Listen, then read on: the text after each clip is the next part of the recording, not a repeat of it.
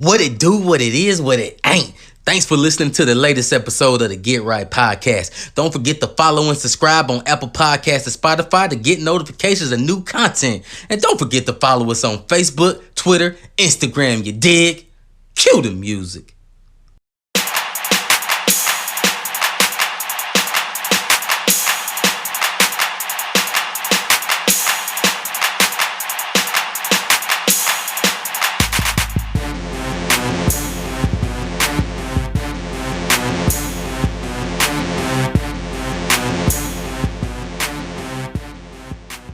Yo, what it do, what it is, what it ain't, and Happy New Year. Because this is the Get Right Podcast, man, and we back. It's your boy T, never rolling solo, so you know who I got rolling with me, man. The brain trust himself, Rod. Give us those 3 words, man. You're probably going to have more words because I know you're excited about this new year. What up, though? That's it. All right, 3 words then. I love it. And, of course, the other homie always rolling with me, man. People they love to hate to love, man. DC, what's good, bro? Yeah, it's your boy DC in the place to be. Shout out to the 80s. I'm gonna keep it brief today. That's it. Man, Rod, I'm surprised you didn't come out with the gold blue. Congratulations, sir. Happy New Year to y'all fellas. And Rod, congratulations, bro. You got that blue chip. Got that natty. See, I was waiting for it. I was waiting for you to turn up. Yeah. Now Rod was ready to fight me, bro. He was like, F the SEC, bro. I don't give a piss. Yeah, dog. It's like that. Yeah, bro. He was turned up on me, bro. Man. He was turned up on me. They tried to say we were scared, man, and they tried to say Michigan don't have the athletes to hang with the SEC, and the Big Ten is trash and they ain't play nobody. All right. Bet. Shout out to JJ McCarthy on that one, huh? That tweet, bet. I mean, they did their thing, bro. Once they beat Bama, man, I knew they was gonna win the chip. They was gonna win the chip. I couldn't see nobody else stopping them. Couldn't see nobody else stopping them. It's a glorious feeling. That we retired Tricky Nicky, dog. Like, see, here you go. Y'all didn't retire that. Yeah, the NIL retired them. Yeah, that is a change of the guard. About to say NIL and also I told T this a couple of years ago. I'm surprised he actually is still coaching at 70-something years old, 72. You did say that. Because like college football, I don't know if people understand how rigorous that is. And when you add in, like back in the day, recruiting was basically a season, right? You had a period that you had to recruit. Now, not only do you have to recruit new players, you got to recruit out the portal, and you have to recruit your own players from trying to go to the portal, bro. Like that's just nonstop. Like you got to be on guard, bro, and it's happening because of course you know me, I'm always following the Roll Tide, the message board, and it's like, bro, all these recruiters they coming out of nowhere now. And Saban didn't allow that. He was in the way, like, nah, bro. But it's happening, man. It is what it is, man. It's pay for play. Oh, dang. Yeah. So I'm gonna see what this new album bring from Kalen DeBoer. See what he do, man. The AD said it. The AD said it. 72 hours. Give me 72 hours or less. Yeah, they knew who they wanted. But shout out to Kalen. He's an Eastern Michigan guy. He was our offensive coordinator for a couple years. He's super smart. So I give him shout out since he went to my alma mater. But for sure. We'll see. I don't know if he's ready for that. Those what's the politically correct term? Those sunburned neck people. In the sticks now. Alabama, bro. He in the sticks now. One thing he said in the press conference is though, he's like, I don't know everything, you know, when it comes down to this region, so I am gonna put the right people in place to help me. And so that kind of made a lot of players at ease. Man, and Tricky Nicky's still there, dog. Like, yeah, man, he gonna be the president of operations. Yeah, it's not act like he gone. Like he ain't gone. But he just done on the he done running around though. He done running around though. So part of me wonders is as we have the NIL and transfer portal, if at some point the powers that be maybe put in like contracts, like, hey, you got to sign for 2 years. You know what I'm saying? You got to sign. Maybe not a full 4 year. I guess you could do a full 4 year, but say, hey, if you don't stay for at least 2 years, then you gotta pay some money back or something to kind of keep players from just entering the portal every single season. I mean, because at the same time, you do want a little bit of continuity for your team as well. Jim Harbaugh said it, and Nick Saban said it. You need to transition over to revenue share. Mm-hmm. That's really what NIL is supposed to be, right? Like right now, it's just bringing to light what some of these schools have been doing for ages, but now that it's openly quote unquote acceptable, people are just going nuts with it. And like you said, DC, the continuity of a team, as we've just proven with this University of Michigan team 144, they have 44 seniors, bro. Like the continuity of a team made a huge difference. And hopefully seeing something like that is going to encourage players to stick around a little bit longer and like fight through adversity. Like that's the biggest thing I have against the transfer portal. I get it can be helpful.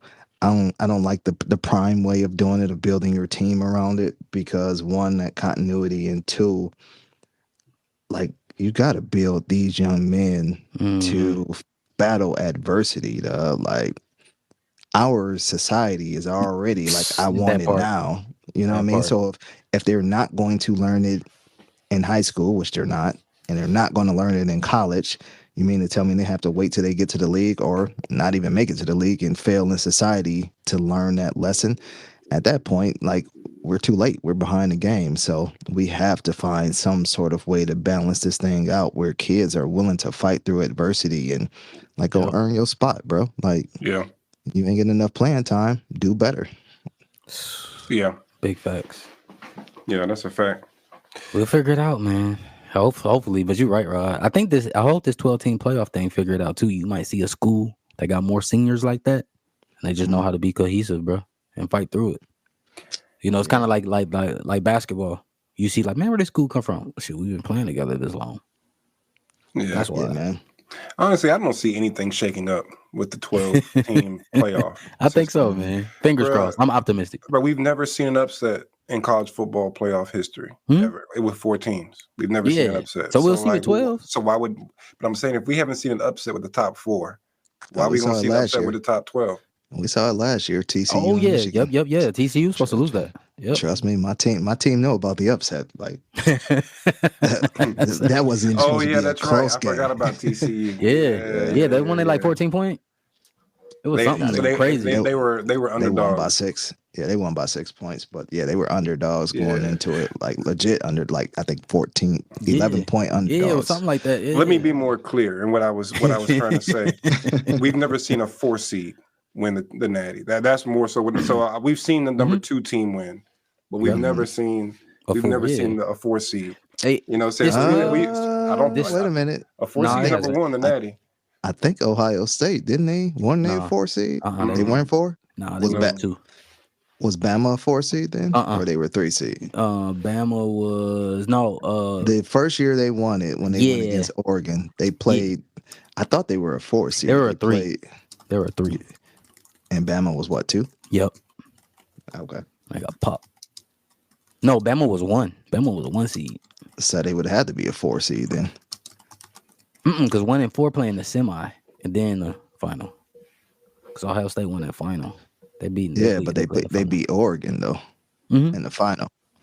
What did they beat Oregon in the final? Yeah, they were. You know what? 2014. Google is your friend. Yeah, Ohio State in 2014. So it happened. They were okay. Yeah, you're right. It was 1 and 4. Yep. Yeah. So we'll see, man. As but it's rare. It's rare. It's rare that happens. It's rare, man. Yeah. Speaking of rare, because it's been a minute. 21 Savage. We ain't seen a single album from him in a minute, which is rare. But he's been on a lot of stuff cooking. Actually, 21 doesn't drop a lot. You say rare, but yeah, that's what I said. Speaking of rare, like he don't drop a lot. He's on a lot of stuff. Yeah. DC, I know you got something to say about it.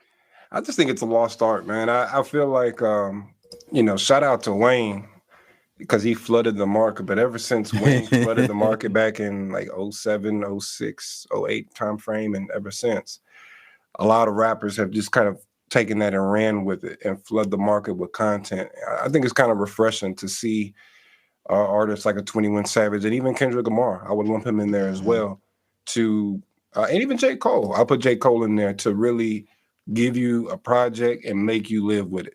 You know what I'm saying? Put out a couple features here and there. Outside of Kendrick Lamar, he don't really do features like that. But J. Cole, of course, he kills features. 21 Savage comes out, kills features. And they make you live with the work that they put out. You know what I'm saying? And it's been proven to be successful, man. Sometimes less is more. So I'm a 21 Savage fan. So I listened to the album. I think I just did a once over. It was pretty good. I'm halfway. Yeah, it's pretty good. One thing I'll say is 21 never picks a bad beat. Shout out Metro. So that's half the battle, bro. It's just, we've had some greats put out some songs. It's like, what were you thinking? Nas, he's been kind of criticized throughout his career for his beat selection. What's crazy is kind of leading up to this episode, I was thinking about what rappers have just never put out a whack song. And I can say 21 and maybe Rick Ross, because I've heard whack songs from Jay-Z. And Jay-Z's up there, top 3 in my opinion, maybe top 2. But he's put out some garbage, bro. What's your definition of a whack song? I knew you were gonna say that. So he did a song. 21's never put out a whack song. Never. Now I'll say he put out songs that maybe I didn't really like jam like that. But to say it's just outright whack, I'll give you an example. Jay-Z did a song with Show me what Beyonce called Light. No, that's not trash at all. Lights, Camera, Action, Hollywood. He did the song with Beyonce. It's like lights, action. Hollywood with Beyonce singing the hook. Man, that song was garbage. Like, I don't understand how they listen. They were sitting in the studios like, yeah, this is it. Put it on the album. You know what I'm saying? So that's kind of what I mean. It wasn't that bad. It was bad. It was terrible. Go back and listen to it, and you're gonna be like, damn, DC was right. Now, there's a lot of other songs you could have picked over that one that I think is not that good. I mean, I'm not gonna say that's my favorite track, but it sounds like a Beyonce track, to be honest with me. Yeah, featuring Jay. Yep. Yeah. So it's pretty bad. Pretty bad. Pretty bad. Hey, revoke your Beehive card, bro. That's a Beyonce song. It's a Jay-Z song. She's slanderous. She's a feature, so I can do that. See, there's a caveat there. Oh man. Honestly, I can't say 21 did or didn't because I'm not a fan like that. I've listened to a couple songs, but I've never really just taken in a full album of 21. This one is probably the first one, his solo album, even though he's had some tracks in the past where I'm like, okay, that beat is nice, but I've never been like a 21 guy like that. Yeah. So I can't say he has or hasn't dropped the whack song, but just hearing the name, I'm like, man, that's hard to believe that he hasn't.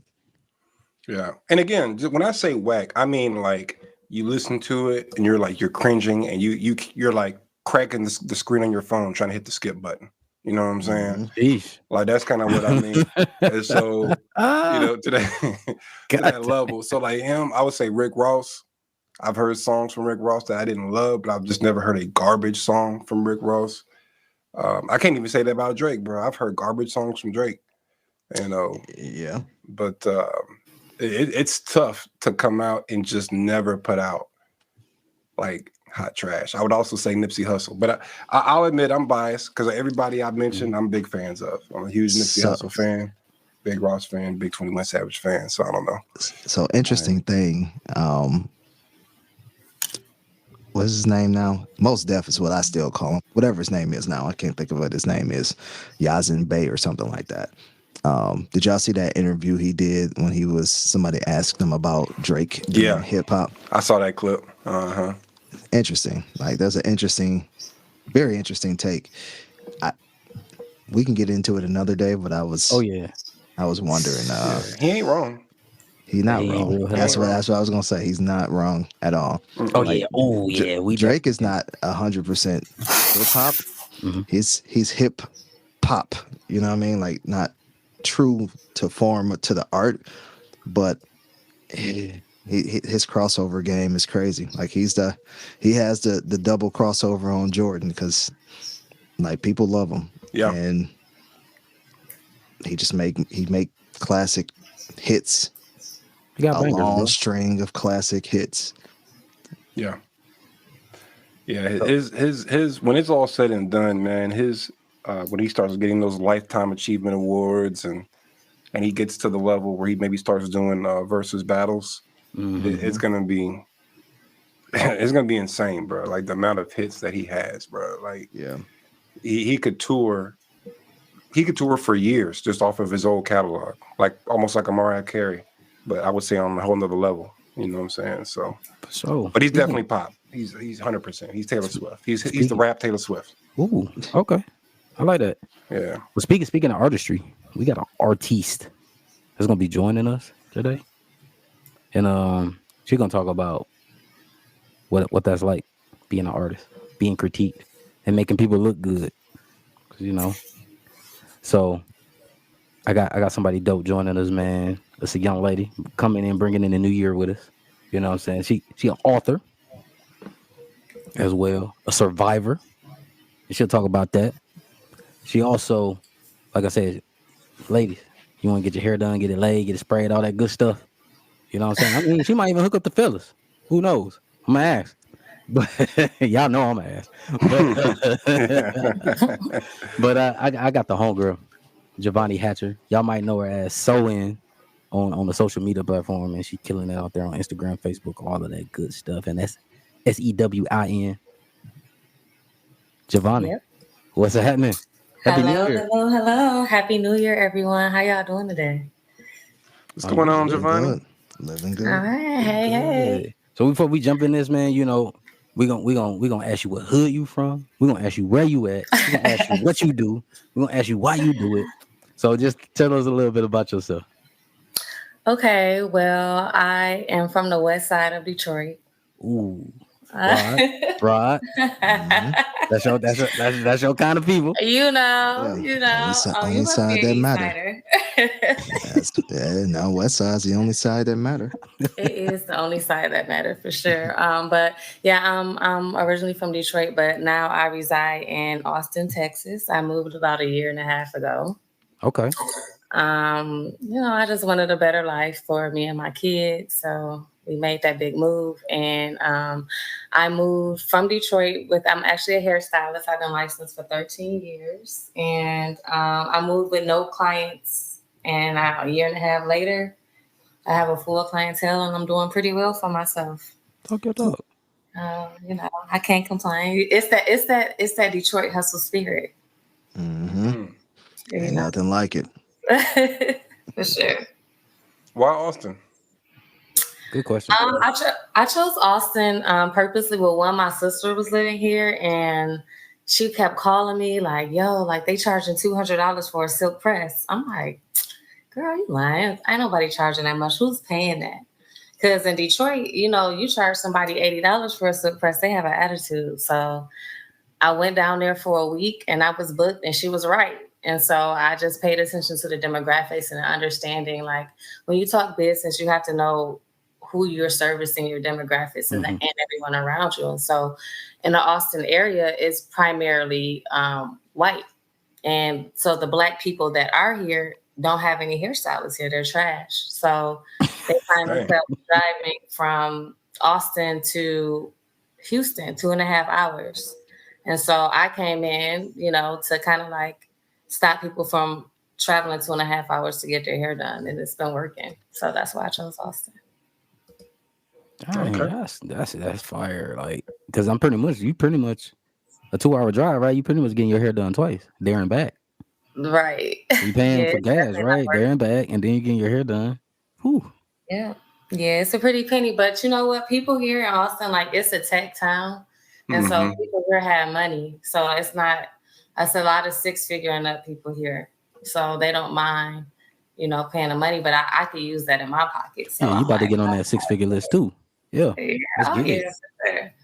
For sure. Oh, I am on the 6-figure list. Oh, okay. I'm all right, y'all. I'm gonna get off the call. I'm gonna let y'all just finish the conversation with Javonne. Just check me. So let me ask you this, like, because we all know it. We all got cousins, aunties, everybody, right? Anybody can do hair, right? They do it in the basement, in their bedroom, in the living room. Like, what makes a hairstylist unique in the salon versus person at the crib?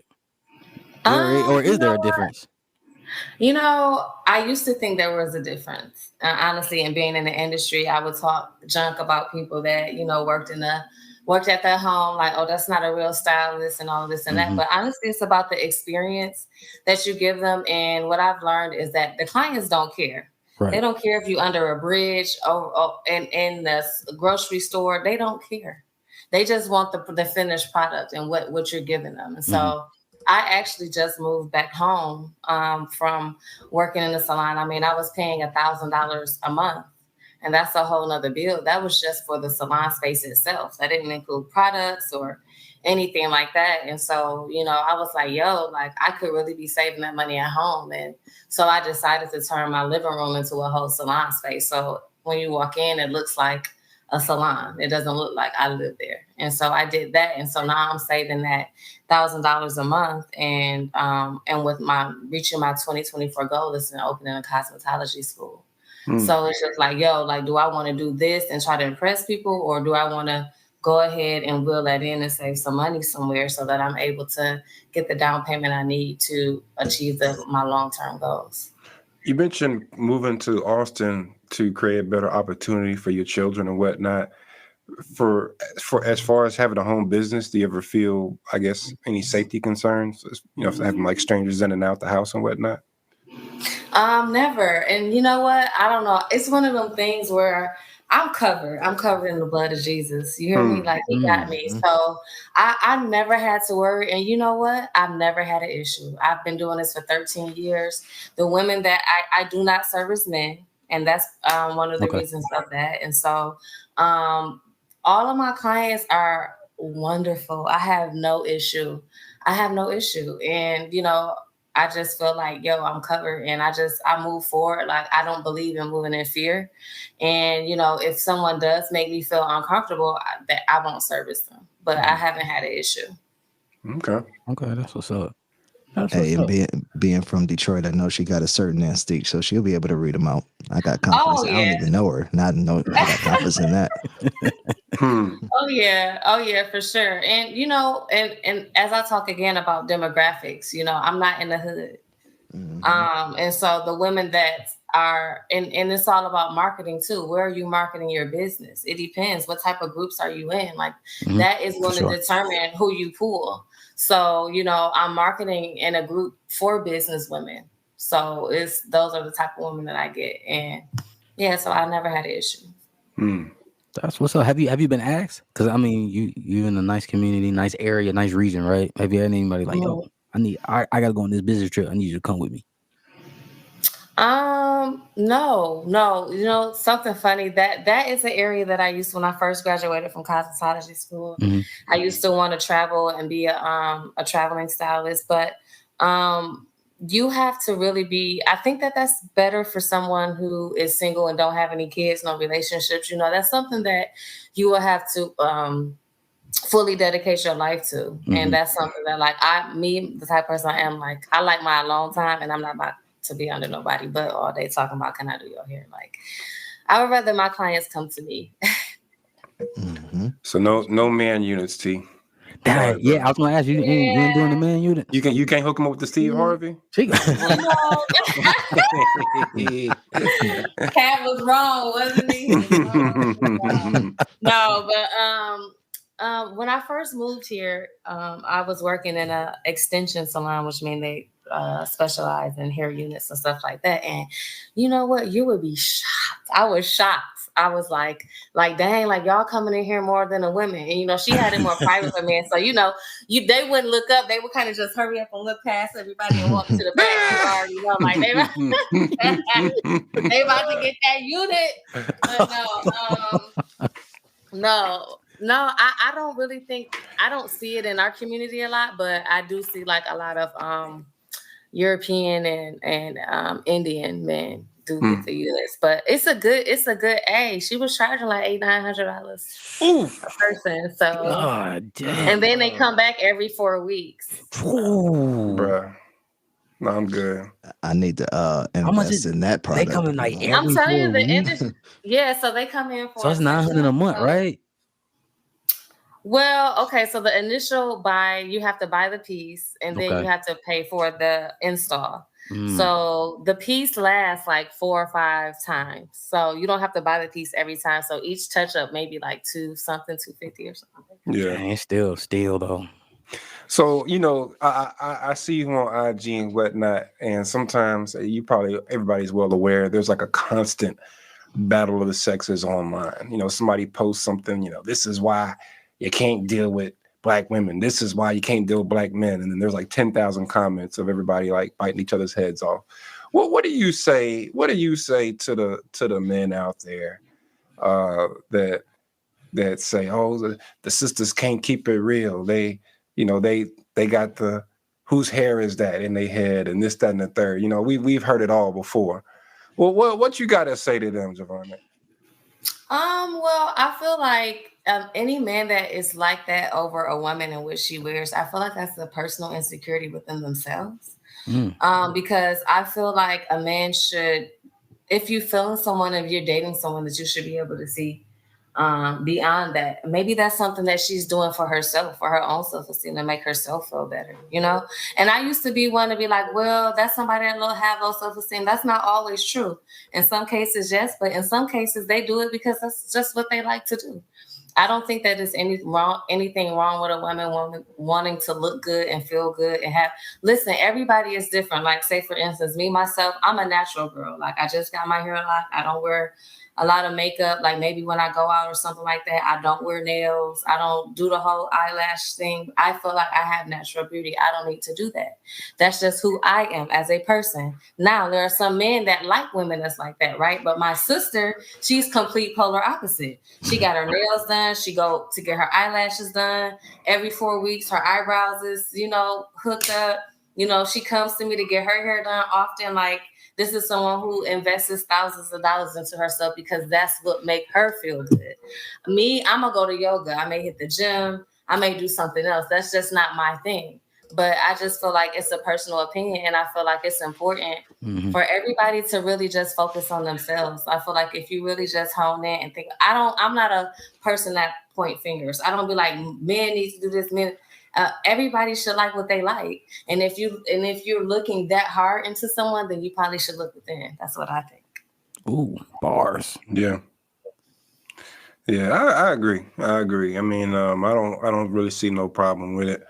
I mean, hell, I can't say anything that you didn't already say. I think that was she did. She did. Hey, gentlemen, let me ask you this, because once shout out to a lot of stylists, man, because y'all on y'all feet like a lot. Yes. Oh, like I can crazy. talk about this. So like, but like, so what got your passion? Like, yo, this is what I want to do.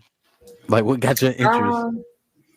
I really think that's, how like some people are just born to do things, like, and I think that like, no, not some people. I think that everybody that's put into this earth has something special within them. I feel like it's up to you to just understand what that is and go after that one thing, right? For me, it's always been hair. I remember being 5 and 6 playing with Barbie dolls, and the Barbies was naked, but their hair was laid. I didn't care to dress them, but I was like making sure their hair was whipped up. You know what I'm saying? So my grandfather actually would let me. He had a big afro, and he would let me like play his hair, and like he would wake up and he'd have a head full of barrettes and bobos in his head. Like, do I look pretty? And I feel like he kind of inspired me to keep pushing. And then like my aunt was a hairdresser, and so you remember you talk about, in the 90s, there really wasn't a lot of salons. More people did hair out of their basement. And so my grandfather he hooked her up this basement salon, and I would see, all these women going in and out the salon, all this laughing and laughter and having fun in the basement. And so I would go down there. I'm like, I want to see what this is all about. And they're down there having a good time. They're socializing. And before you know it, I became my aunt's shampoo girl. And I started from there. And then I started doing hair in school. I mean, I was doing my teacher's hair after school. I started by braiding. And then I went into high school and I was doing fashion shows and hair shows and doing all of this and that. And so it's just something that's just kind of followed me my whole life. And so now going to where I am, I now understand that God really wants me to create a different lane for the hair industry that is dedicated to future Black cosmetologists, because we're missing a lot of stuff.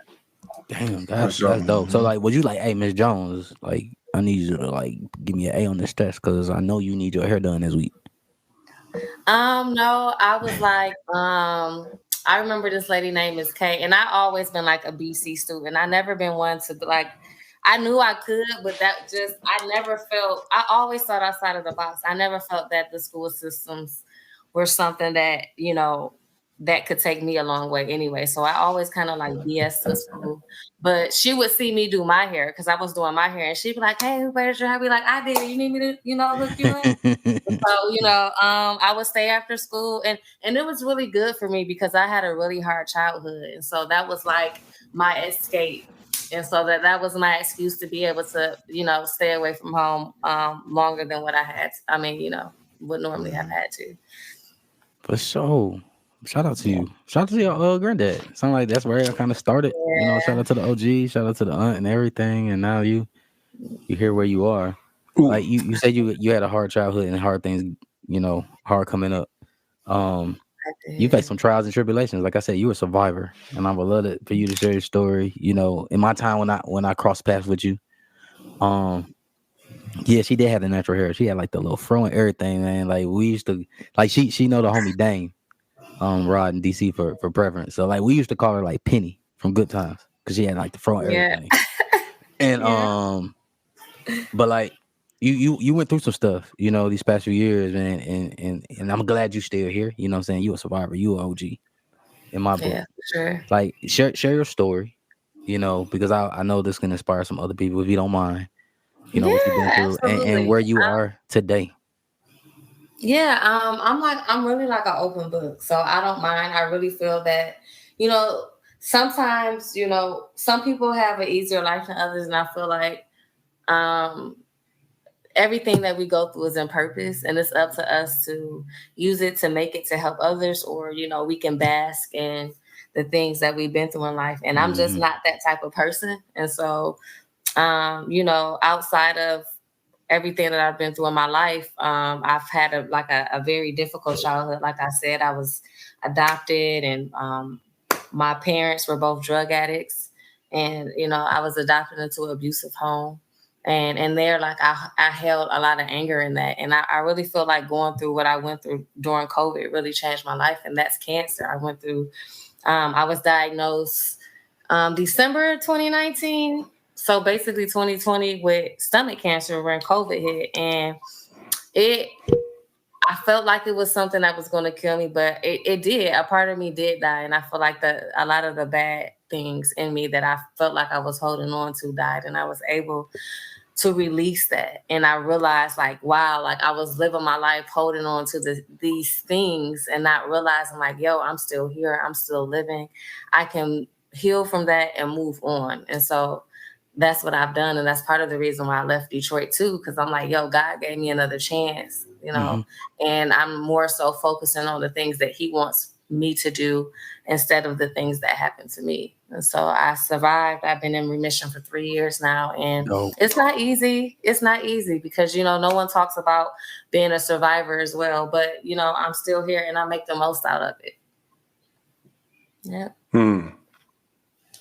Shout out to you again, for sure. Like, that's what you said. It kind of is a cool way of looking at it, right? Because I think we all hold, as human beings, right? We hold like a little negative energy or whatever the case may be. People can say, you know, people may say, someone's attitude is cancerous, and not to make light of cancer, but it's the way you looked at it. You're right. The way you looked at it said, there's something that's part of me, man. Like, could be the reason why, like you said, your steps was ordered to go through this and to get rid of it. You know what I'm saying? Like, nah, we're gonna get rid of it. Well, you know, I realize that a lot in life, like, we put upon ourselves, right? And when it's like we take it so lightly, but when they say stress kills, people be like, oh, okay, yeah, I know, but let me go ahead over here and stress someone. And it's like, that's really true. Stress kills. I remember before I was diagnosed with cancer, I would hold so much anger in my stomach. Like, just seeing my adopted mother, just seeing the people that have done, I would literally be like, I can't stand it. like, and I would be like that, like all day, every day. Couldn't nobody say nothing to me. I was always angry. I would get into it with everybody. I was ready to fight. Like, yo, that'll make anybody sick. And so, you know, I have since then released it, and cancer really saved my life, because I really don't feel like I would be where I am today if it wasn't for the things that I went through. And now I can look at other people and I'll be like, yo, you need to let that go. Like, it ain't worth your health. So, you know, I don't regret it. I don't take it back. That's dope. Like for any young lady or young man too, in regards, because that may be feeling down, going through it, right?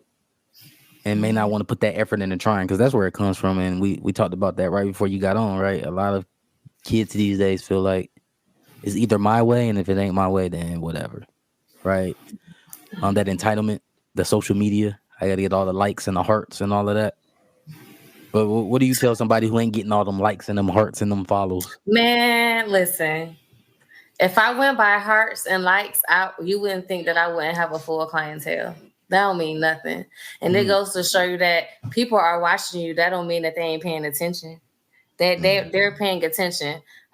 When I post my stuff, I don't worry about likes. I look at them views though, because you ain't gotta like it. But I'm gonna see how many people seeing it, because you look at the views and you'll see like, all right, 15 people like it, but 145 people viewed it. So I may get, out of them 145 people, I may get 3 people that may click on that button and hit my thing to my link to my website. You know, right. So it's more so that than, but it's, to me, it's more about educating yourself and how this works. But this generation, they want everything fast. They in a hurry to get nowhere fast. And so, you know, it's like, I have been doing this for 13 years, right? I've been in my industry for 13 years. I'm just at a point where I'm hitting 6 figures. So when a stylist come on social media and be like, I can teach you how to be a millionaire, scam. Guess what? They scamming you, because you signing up and 150,000 people is signing up. Guess what? They making money off of lying to you and telling you what you can do. Yeah. Now they done made $1 million, and you just sitting there like, oh, well, she said I got to do this, and that, and then half of them people don't even want to take accountability of actually getting up to do the steps. Right. Oh, it's actually work. Oh, I actually got to do something. Yes. And now she done made $150,000 off of y'all to tell y'all something that she made one video off of, and y'all paying for this one video. Like, it's all marketing. Let me tell you something, and I talk about this all the time. The best marketer wins, period. It don't have to be good. It ain't got to be great. It ain't got to be. I was talking to my sisters about those Bath and Body Works candles. I'm a candle person. I'm a candle girl, and I'm like, yo, you know them candles trash, right? Like, I go to Walmart and I buy Better Homes candle. It'll last me for 2 weeks straight. I can light it for 24 hours and don't light it out. That Bath and Body Works candle may last for 4 days. But everybody is lying. Look at them Stanley cups. It's all about marketing. Do you hear me? The Stanley cups out here. So it's just like, everything is about the fad and what's in and what's out, and learning how to go in and out the way. But at the end of the day, nothing is born overnight. Nothing is overnight. So I would say to the people, what I missed out a lot of my 20s is like feeling like I was in a rush. Oh, I got to do, because social media, right? It make you feel like by the age of this, and this, everybody got to drive this kind of car. If you ain't doing this, you this, and you ain't doing this, you that. And you miss out on the journey of things. And it's just like, that's the thing I would take back. Like, take a deep breath. Damn, smell the air. Are you breathing? You know, are you really living this life? Because it's so much to learn in between. That's what I would tell them. Slow down. Slow down, because at the end of the day, when you go fast, you crash. That's facts. Yeah, bars. You meant to rhyme that? No, but I'm good. I'm an author. Come on now, I'm an author. Talk your talk. Talk your talk. I'm actually writing my cosmetology book for my school right now, so I'm excited about that. Yeah, that's what's up, man. So, congrats. Yeah, you dropping some jewels here, man. So, Javonne, let me ask you this: you single, married? What's going on? I am currently single. I've been single for going on 5 years.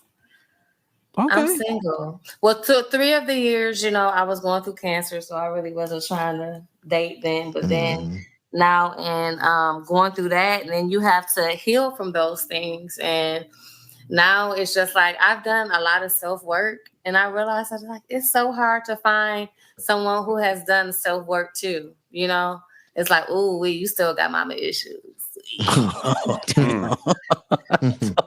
That sounded like I don't know personal. if I. Like something just happened to you recently. No. It's never personal. I don't have attachment issues, and I feel like what's for me is for me. So, Mhm. hey, I welcome what's for me, and I let go of what's not. So, Oh. so two So, questions. Oh, go ahead, Rod. Go ahead. I just was going to ask, like, what's your motivation through all of this? Because obviously, one, it's not easy to pack up, leave where you're from, Nope. and go start sort of a new life over, right? In a new area, new place. And not that alone, you also went through a pretty traumatic situation that unfortunately a lot of people don't come out of, right? Like cancer Right. is one of the number one killers in America outside of heart disease. So like what was your motivation to one, push through the pain, and two, to say, you know what, it's definitely going to be beneficial for me to find a new area? I know your sister let you know about the money, but money is not Right. 100% of the driver, right? Right. Oh, okay. So now you want to get deep. That's why Okay. we here. Okay. So as I told you guys before that, like I was adopted, and me and my adopted mom, we really haven't had, our relationship has been rocky since she adopted, me and 3 of my other siblings. And my mom, she was like very abusive. It was bad. Like CPS had been called and all of these things. Like she was breaking my bones. Okay, like she was terrible. But and all in this time, I'm still, even though she was doing all of these abusive things, I was still chasing her because I wanted my mom to love me, right? I wanted her to see me as a human being and as her daughter. And so when I found out I was sick, my mom and my adopted dad was like, all right, you should come home. We're gonna take care of you, because at that time, like I ain't had nowhere to go. I had just broken up with my boyfriend at the time broke up with me. And I didn't have anywhere to go. Like we was living together, and that relationship I was used to abuse, so that relationship was abusive. And I finally, left, and I found out I was sick, and my parents was like, all right, you can come home, we're gonna take care of you. And I was like, the little girl in me was so excited, even though here I am sick with cancer. I was like, I'm so excited, because if I die, at least I can die with the love that I have been looking for all of my life. Right. So I'm like, all right, I'm dying. This is what I'm thinking at this time. Yo, I'm dying. But I know for sure my mama gonna come through this time. Like this is gonna be the thing that she gonna make sure I'm good. She did not come through. And so I realize now that it was just a tactic for her to show me I'm still in control. I was not taken care of. She did not give me I'm on chemotherapy. I'm not getting out the bed for 3 or 4 days. I can't go to the kitchen to cook myself to eat. She didn't help me get out of bed. She didn't help me shower. She didn't help me get dressed. She didn't cook for me. She didn't clean for me. She didn't. It was just like, there is a bed, and bitch, you can lay there and die for all I care. And so in that moment, I realized, like, yo, it's me and God.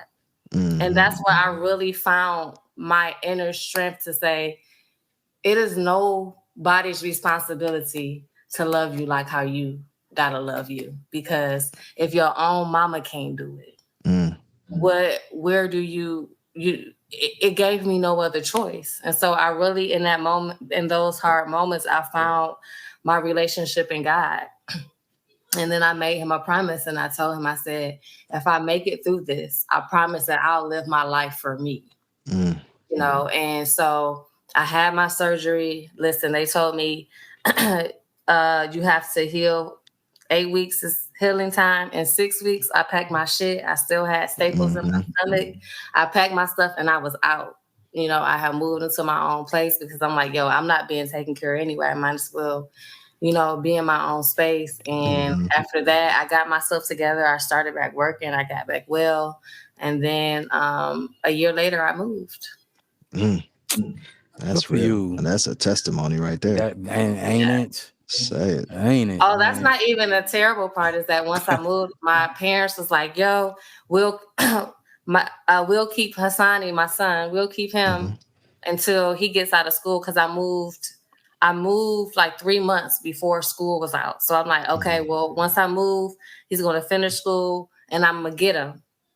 Now his dad wasn't really in his life like that. So I'm not thinking nothing of it because here I am. I've been a single mom for 7 years. So I'm like, yo, I take him to his doctor's appointments. I take him to school. I pick him up. I feed him. I clothe him. I do everything. So I'm not thinking nothing of it. Next thing you know, I get a call from the state of for the children, state of the court for the kids. They're like, oh, well, you can't take him. Like if you take him, that's illegal. And so he didn't file this thing at the court so that I couldn't take my son who's been with me his whole life. Wow. And so instead of him, but here's the kick. He didn't keep him. My parents did.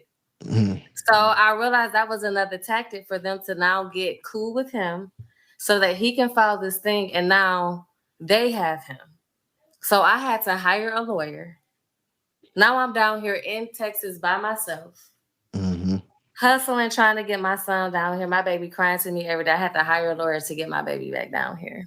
And we had to go to court and all of that stuff. So it was just like, wow.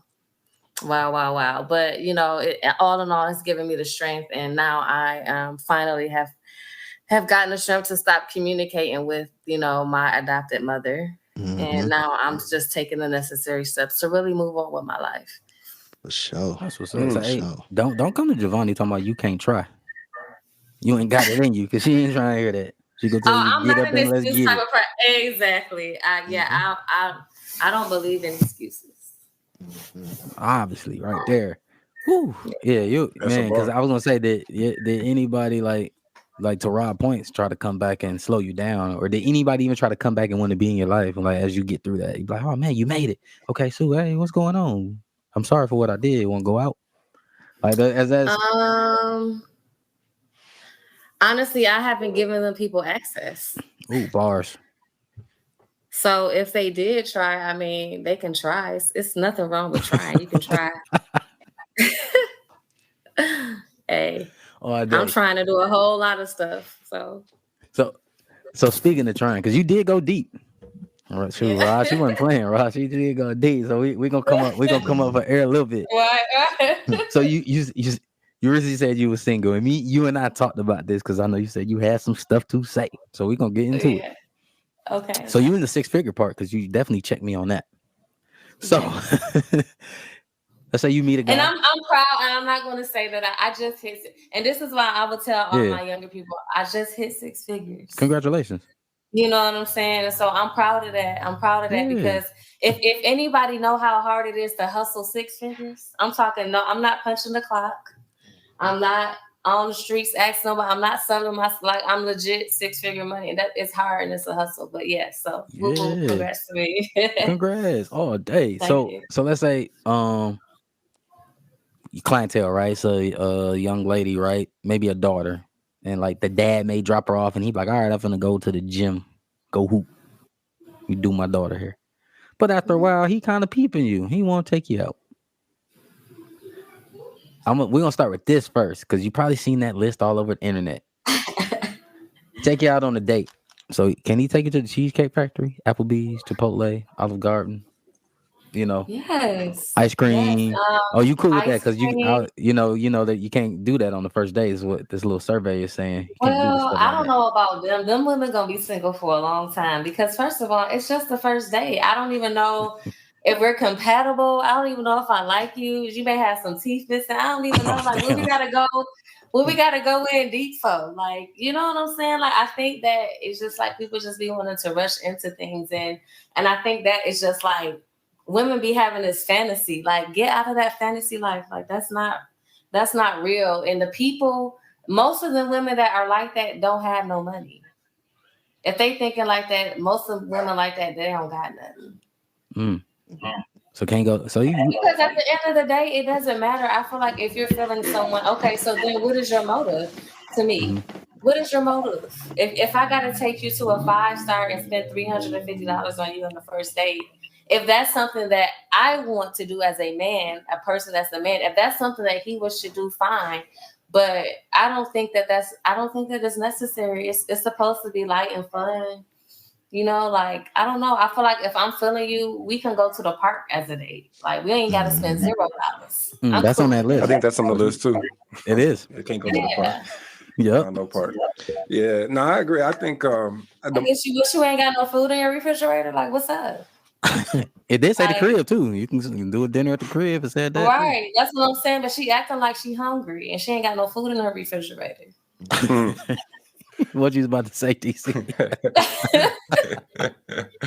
No, the more I think about that list and reflect on it, I feel like it's like one of two things. One, I'm convinced that a woman did not make that list. I believe that. A troll list. Yeah, I believe it was a troll. But two, I would say if a woman did agree with that list, I kind of look at it as a lame tax. Like, if a woman is complaining about one of those 25 things, she's probably just not into you, bro. You know what I'm saying? Like, it's just like, I don't really want to go on this date with you. I'm not feeling you. I'm not going to tell you no, but I'm going to make you pay for it. I'm going to make you pay to take me out because I don't really want to be out here anyway. Because to Javonne's point, I think we've done that. Oh, thank you for being honest about that. I've done that. Yeah. So it's like, look, I'm not really into you. I'm Javonne. I'm not really into you like that, but I'm gonna let you trick off your money, and if you want to. So come take me to this little spot, not Cheesecake Factory, because I don't want to be here anyway. Take me to this Michelin star restaurant, so I can tell my friends about it later. You know what I'm saying? Who told you that? Like, what you must got some sisters, some female friends. Somebody in your ear for sure. I tell my friends about it. Oh man! Hey, but you know who that list though reminds me of? Yeah, it reminds me of. And this is my former life, but it reminds me of those places that you go and you might see a girl naked or two in there. You know what I mean? Like, I think they call them strip clubs. I don't know. gentlemen bars. Yeah, something like that. So that's like, you used to see D-boys tricking off money like that. You know what I mean? D-boys would trick off to the strippers just to, they'd jump off and then keep moving. You know what I mean? That's what that reminds me of, is that if you are asking for these type of things, right? I don't think you're used to those type of things. You just want to have it because you've seen or heard one of your stripper friends that went out on one of these dates. Yeah, right there. All day. Yeah. So and then if you are carrying yourself as such as a young lady, then don't be surprised when you're treated as such, because a lot of men that have that kind of money, they will treat you like replaceable, like you're recyclable. And so if anybody that has been in that instance of where I have dated men with money like that, and it could be very degrading. So really be careful of what you ask for.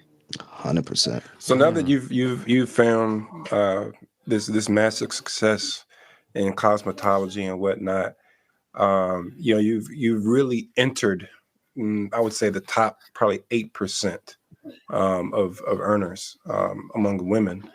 Do you feel like that has kind of made it challenging on the dating scene? And the reason I ask is I preface it with I know a number of very successful women, financially speaking, my cousin and some close friends. And for those who are single, I hear a common thread that, it can be tough to find somebody when they reach a certain, I guess, the upper echelon, amongst the top earners. Have you had a similar experience, or? Yes, actually I have. And I think that it plays a multitude of things. I think that for one, as a woman, as you get older, I just turned 34. A lot of men in our age range, they like younger. And that's okay. Like I don't see anything wrong with that. I think that everybody has a preference, but it's definitely been a challenge for me. But I'm not even going to say more so of the money part. I think that it's more so mindset for me, right? If I'm talking to you and you like, yeah, you know, I work for UPS and nothing wrong with working for UPS, and you like, yeah, but I'm cool. Like I'm happy with where I'm at. That doesn't work for me. You know what I'm saying? Because now I'm going to be doing all this, and now I'm going to be doing. I don't want anyone that is not. We're not on the same. Being equally yoked is very important, right? And by equally yoked, I don't mean that I'm saying a man got to do this, but I'm only making $30,000 a year.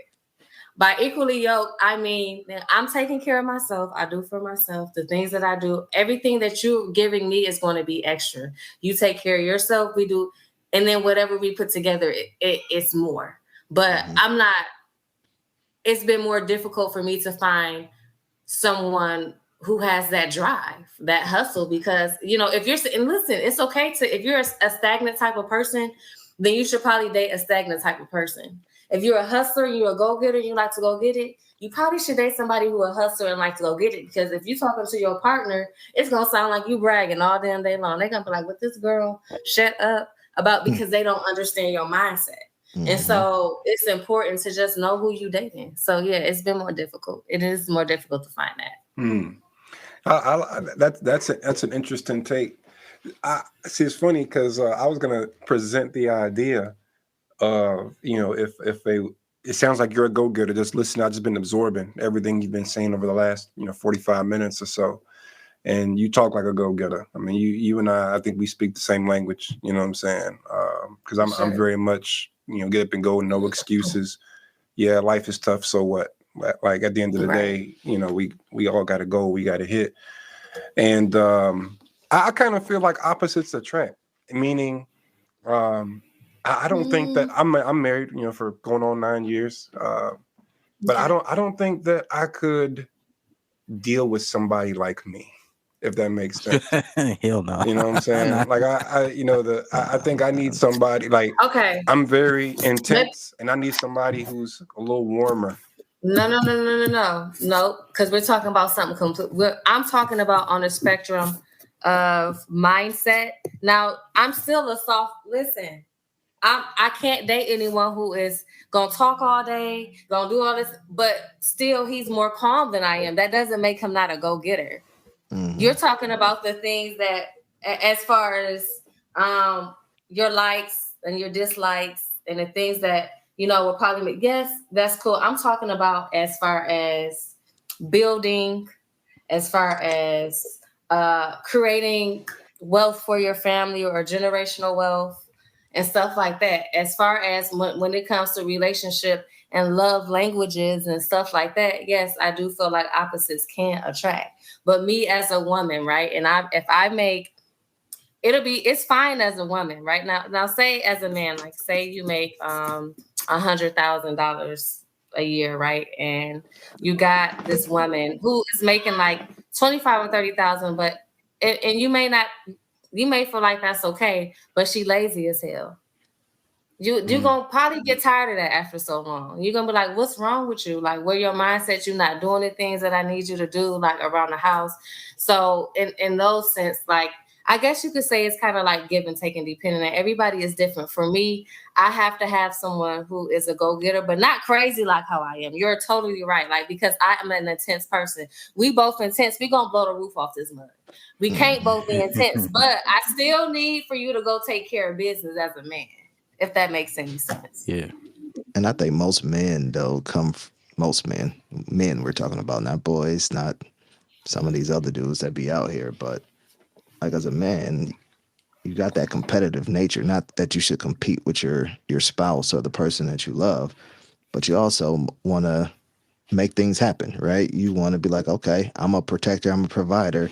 If she doing all this, nah, I got to figure out something that, like, if she making more money than me, okay, well, I'm gonna have to dick her down better or something. Like, Right.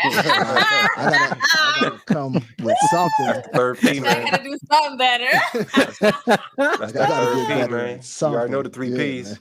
The 3 P's, yeah. What's that? What's the 3 P's, DC? Let's I don't know what the put three Oh, Javonne you on the don't know 3 P's. three P's, Put her on the Javonne? 3 P's, bro. Oh yeah, you know, as a No. man, you know, we pushing P. We got 3 P's. We must provide. We got to provide, protect, and penetrate. Mhm. You know, Okay. that, Yes. That's Come it, on. I got a hand clap. So, Yeah, man. yeah. I'm looking for. Listen. So look, it sounds simple, but them PPPs, them Yeah. them Mhm. 3 P's. It's hard to find. Maybe it's because of where I am now. It's not a lot of black men here either. So like them 3 P. It sounds simple, but it's not. Well, it's not. You're right, because you got to understand the first P is provide. Well, it sounds like you're able to provide for yourself, right? So to find a man, Yeah. if you're looking for a man to provide, so I don't know exactly what you're looking for, but if you're looking for a man to provide, there's not many men that's making six figures. You know what I'm saying? It's just the system. And then if you want to date within the culture, you know what I'm saying? Ooh. Then that pool gets even smaller. There's very, very few black men that's pulling in six figures. So But when you're looking just for know that too, first though. P, that might be, you know what I'm saying? You almost, it's funny. So I talked to a cousin. This is where I was going with it. I've been speaking to my cousin about this for some years, and she told me about her dating experiences in Dallas, actually. And and she's a very successful six-figure woman, and has been for some time. And her thing is, finding a man, a traditional man, basically. But I'm like, the challenge is a traditional man generally doesn't go for go-getter women. You know what I'm saying? And so I was telling her, I was like, you might not want to hear this, but you might need to get you a beta man. You know what I'm saying? So, because you already got, of those 3 P's, you got one of them already on deck. You know what I'm saying? Provide. You can provide for yourself. You know what I'm saying? Now, protection and the penetration, that's something that a man can definitely provide. But I don't know. What's your thoughts on that? You know what I'm saying? As far as, being a woman at a certain status, and, can you still find that man? Because I tell you, a man who's making six figures, a lot of times he's not looking for another woman who's. Well, before, not to cut you up, but before we let her answer, just know, like, six figures don't mean you can provide, bro. Like, you can be under six figures, but if I'm making 70, 75, my house is paid, no car notes, I ain't got no debt, bro, that's all profit. You know what I mean? Oh, yeah. So you can provide with lesser. 100%. Because That's true. most people that's making six figures. Okay, that's true. But how often do you see that in this day? Well, because the world costs so much right now, it's hard. Right. Yeah. That's what I'm saying. But it is out there. It is out there. But what's Can your you take on send them that, my way? Send them my way. Hey, boo. I got you. Yeah, okay, please. You know hey, they gonna listen to this show. Okay. You might be in your DM like, hey, what's good? I live in such and such Texas. Right. I don't mind it. Yeah, we gonna drop your app. Right, please do. It being a six-figure woman, and you're right. You're so right about that. Because most men they want to feel like, they want to be the head. They want to be the head of the household, and like that's a manly thing. That's kind of how you're defined. You know what I'm saying? By what you can do, unfortunately, for a woman. And it's been very difficult. And I have grown with being okay with it, because I can't help that I have a drive that I have. And I don't think that it's fair for me to have to say, okay, well, I'm not going to work as hard so that I could I'm not going to do that, because at the end of the day, I still need to provide for my son, and I still want the things that I want to have. So it's not like I'm doing this because I'm this way because I've had to be. You understand? And it's just like, hey, this is just a part of who I am. And I have grown accustomed, like I'm in love with myself. I'm comfortable in my skin. And so if it happens, it does. And if it's not, hey, I'm okay with that too. So it's just like, yo, I pray that I do, because I don't want to go through life by myself. Right. But I don't want to have to step down onto what my beliefs is, because honestly, this is just the beginning for me. Right.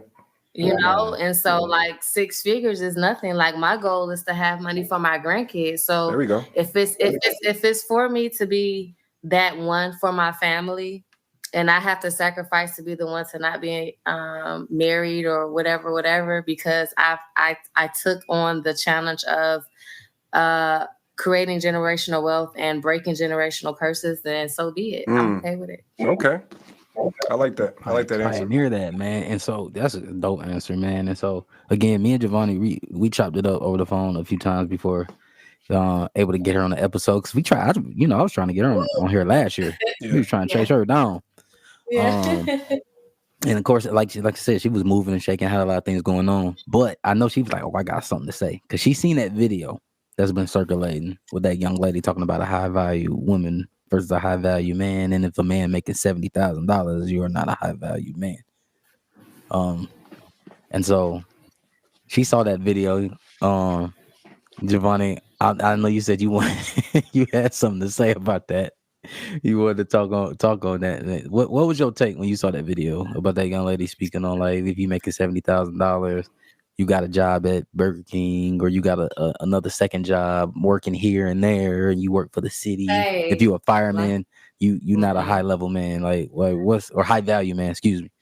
Like, what's your take on that? I think value is, I don't think that it's anybody else's job to place on what your value is in yourself. If that man wants to do that, that's fine. But my thing is this. I know some people that worked at Burger King and started off as the cashier and owned Burger Kings. I know some people that it depends on what type of talk. See, at the end of the day, I know my job as a woman too. And our job as a woman is to speak existence to the men that we are with. So it's like, if you coming into this thing and not showing the value to this man, then he not gonna be nothing. Let me tell you something. I used to talk down on my son father all the time. It didn't work. I was mad at him. He wasn't doing, and I would just say stuff to him like, you just like your daddy, you blah blah blah, you ain't. And guess what he's become? He's become that. And it's like, damn, like the power of my tongue. Yeah. Right. And so if I'm saying it and his mama saying it and his grandma saying it and you wonder why he can't keep a job. Well, shit, he's struggling with the things that has been told to him over and over and over and over again. Yeah. And it's just not fair to our men. I feel like, we don't look at men as human beings in our society. It's like, well, they still have feelings and still have emotions. So I feel like if a man is making 70,000 and I'm making 70, then and we together, we married and shit, we making 140. Like, what you mean?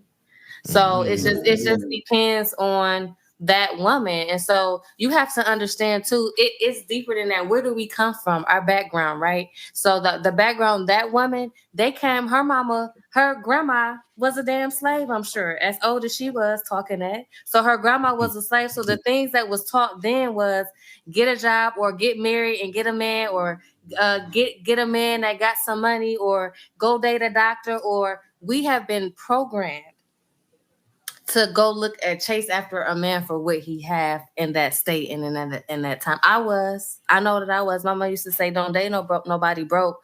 Okay, well, let me go date this drug dealer. He ain't broke, but he whipping my ass. Does that matter? So it's just like we've had this wool over our eyes, as women, and it's just like, I don't want to date nobody. Just what is money? There's really, to me, no value in it. I feel like, it comes and it goes, but to me, it's like, okay, you got it, but what are you doing with it? What change are you making? Are you helping to make people's lives better? Yeah, I made 6 figures. Ask them how much is in my pocket, but ask how much I've helped my family too. So it's just like, I'm not a braggadocious person, because I know that the use of to have more is to give more.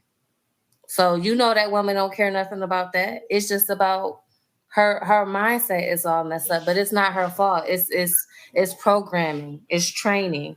So the thing is like, more so than that, how was she raised? You don't know what her mama did. Her mama probably was, tricking off her. She was probably a trick herself. Where did she come from? So all of those things is like it's deeper than that, and those are the conversations that needs to be circling around social media instead of I can't stand. I'm so sick of the battle of the sexes videos. I can't stand it. Some things out there. You peeling some layers back on this on you. From graduate to artist to successful entrepreneur. Yes. 2021, you dropped a book. Could you touch on that a little bit? Like what drove you to put that pen to paper and just kind of expand on it? Oh, okay. So, if I wasn't a hairstylist, I wanted to be a journalist. And that's because when I was a little girl, like I told you guys, like my mom, like I would be put on these long punishments. I'm talking like I'm 7, 8, 9. I mean, she would put me on punishments for like 6 months straight. Oh, wow. To where all I could do was go home and go to school and go to my room. I couldn't watch TV. I couldn't do nothing else. Like the only time I could leave out my room was to eat. I was literally in prison, right? But she did not care. What I did was homework. And so because I was locked up, I would escape through writing. And so I would start writing. I've always been a writer. And so I remember when I was going through cancer, and I don't even know why, but I remember being asleep and God coming to me in a dream, and he told me to fast. Now, I've never been a faster. I've never been never been big in the church, never been. Matter of fact, when I was before I was sick with cancer, I was like, God, don't talk to me about him. He ain't been there for me. He don't love me. All the stuff he done put me through. Right? So he came to me and he told me to fast. And for the first time in my life, I fasted without a church, without a sermon, it was literally just me and God. And I fasted for 7 days. And in that 7 days, he expressed to me, he said, I want you to write a book. And in this book is going to change millions of people's lives, right? So I'm like, all right, I'm gonna write this book.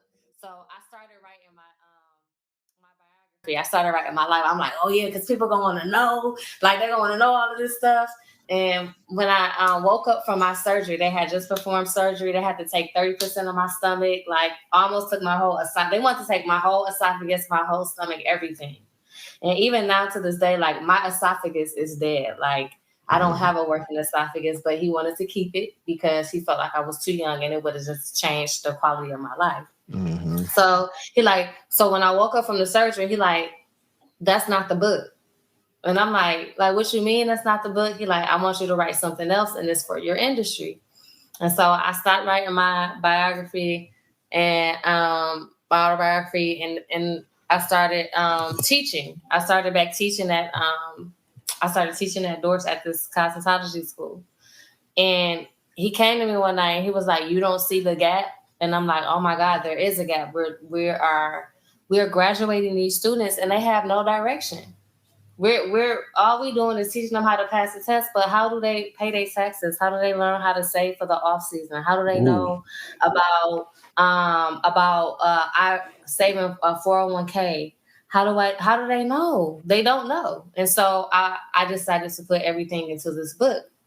Put everything into the book. Even the owner of Paul Mitchell, the school in Michigan, me and her are really good friends, and she wrote in the book because she believed in it. She's like, yo, this is amazing. But I then tried to sell the book to the schools as a part of the curriculum. And so I'm going to these schools and I'm just being told, no. And so right before I moved, I went to college and I had a meeting with the administrator or whatever. And, this guy came to me, a white guy. He was like, look, I'm gonna keep it to you real funky. These school systems is not going to change for your book. They just not. It's old school systems. They don't want to change. And he said the best way to create a change would be for you to open up your own cosmetology school.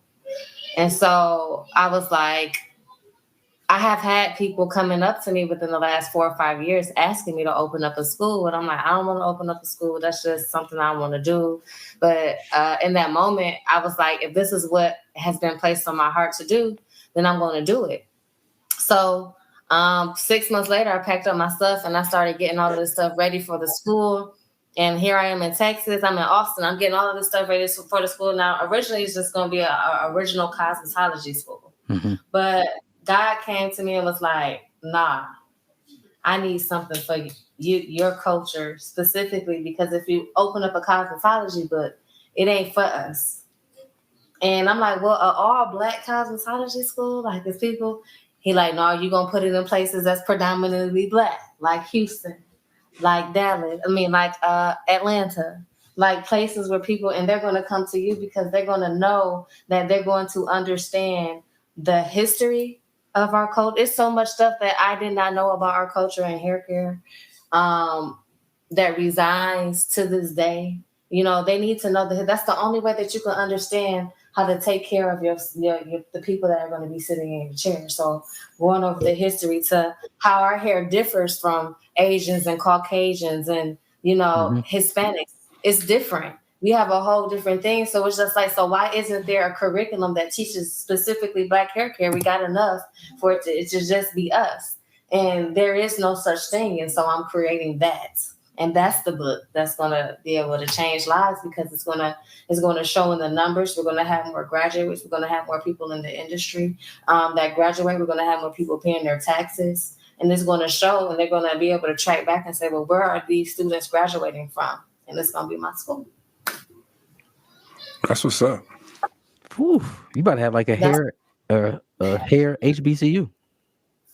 Actually, yes, it's so crazy that you call that, because it's the name of the school is called BHNS, Black Hair, Nails and Skin Academy. So I am really excited to that journey, that book, that from graduate to artist to successful entrepreneur. It will be a part of the cosmetology program, in which my school will actually include. We're going to have a technology room. And so all of my students will, when they graduate, not only will they graduate, they will graduate with their LLC, their EIN, the business bank account. Like, these are going to all, before you walk out of my door, you got to have these things in order to graduate from my school. So they'll be able to be set up correctly before they go. That's fire. That's fire right there. That's what's up, y'all. So at your school, you doing units? Yes. Yes, Terrell. You can come to Houston and get your unit. I'm saying like you want the unit. So you gotta we definitely want the unit. I don't definitely want the unit. Here's the thing. We talked about this in previous seasons. So anytime we have a young lady on the show, and especially in your field, I gotta ask the question. I gotta ask. I just love to ask that question, though. Yes, BHNS will be offering man units. It's on the record now. Yeah, give T the Steve Harvey special. Like I said, man. Matter of fact, I'm gonna send you. Drop your address down, then and send it to me. I'm gonna send you some samples and show me the texture you think you want to go with. I'm good, man. I'm good with the body. I'm straight. But yo, before you go, where can anybody find you? From Instagram, the website, Facebook, everything. Where can we find you? Okay, so on Instagram, you can find me at SEWIN _LLC. And then my TikTok is my actual name, Javonne Hatcher. That's what's up. Yeah. That is what's up all day, man. And before we go, man, our guy Rod, man, he always like to leave a word of inspiration. You've been dropping a lot of jewels though, Javonne, but Rod, you gonna be able to top any of these jewels Javonne done drop? Can't top none of them. Stop it. Can't top none of them, but I'll leave you some words of advice. So this is from your boy, Tricky Nick Saban. in honor of his retirement. I thought this was dope though. There are two pains in life. There is the pain of discipline and the pain of disappointment. If you can handle the pain of discipline, then you'll never have to deal with the pain of disappointment. Bars. That's so good. I love that, man. So, man, Javonne, thank you. Appreciate Thank you. you so Finally much for glad having they to me. Thank track you you. down and join the show. Appreciate it. Yes. This Yes, was it's been a dope. pleasure, and I won't be a stranger. Yeah, all day. Yeah. For All That's sure. what's up. day.